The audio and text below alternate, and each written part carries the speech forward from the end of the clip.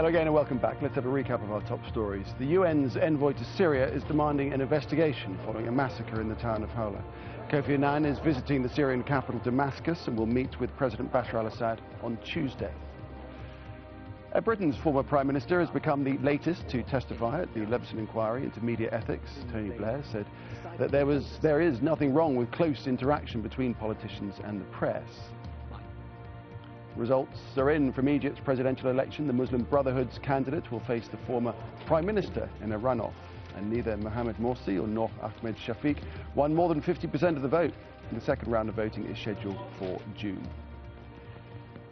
Well, let's get back to our top story, and joining us in the studio now is Toby Cadman, who's an international lawyer who's worked with activists documenting the violence in Syria. Welcome to the programme, Mr. Cadman. These latest events in Houla, this appalling massacre that we've seen, presumably this could, speaking as an international criminal law, this could form the foundation of a case against the Assad government. Well, it certainly could.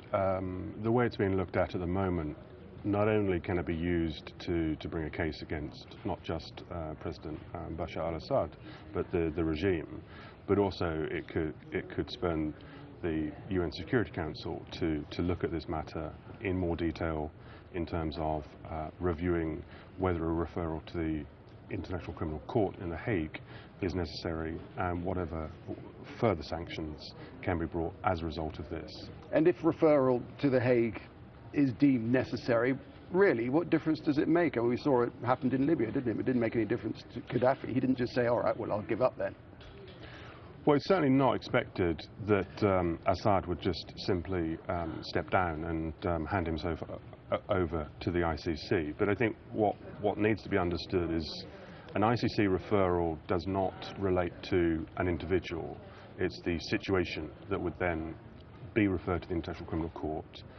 And the Office of the Prosecutor and their investigators would be able to conduct a full inquiry and determine who bears responsibility for not just this event, but events that have occurred over the last 12 months. So you're saying that could actually enable the UN Security Council to have more leverage in applying pressure on the Assad regime? Because up until now, you know, they've condemned and condemned and condemned, but condemnation is easy, action is what's required, isn't it? Well, yeah, and that's the point in particular, is that condemnation has no practical effect on the ground, and greater action now has to be taken.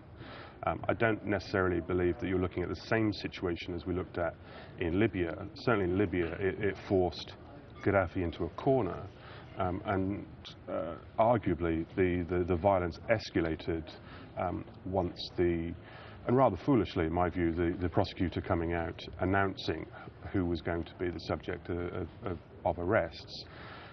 One of the ways of looking at how this could impact on the situation on the ground in Syria is that a referral to the ICC will send a very, very clear message to, for example, the generals on the ground, that they are not going to be saved in this process. But really, do they think that they would be?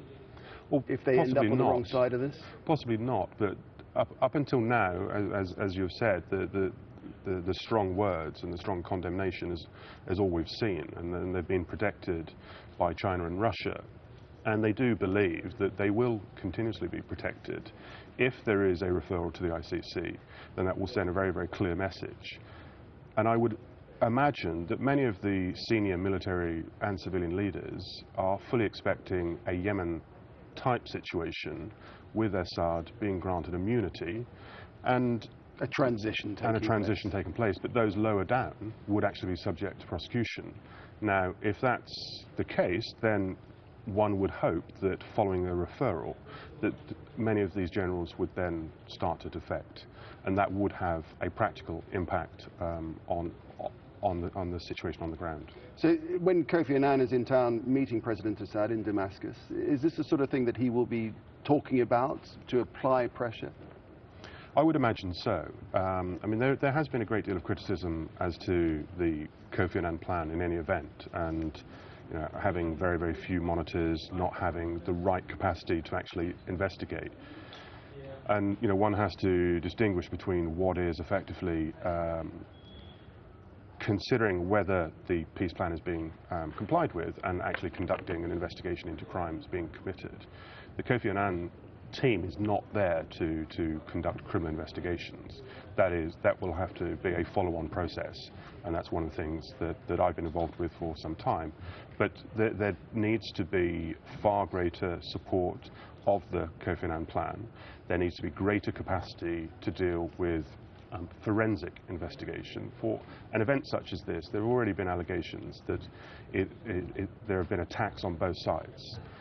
Now, I'm not here to say who bears responsibility.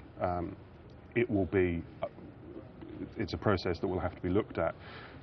And if the Kofi Annan team had the capacity to deal with a forensic investigation, to look at this incident in particular, then it could dispel any rumours that there's or any suggestion of the opposition being involved in this attack. All right, Toby Cadman, we'll have to leave it there, but very interesting. Thanks very much indeed for that. Thank you. Now, the former Japanese Prime Minister,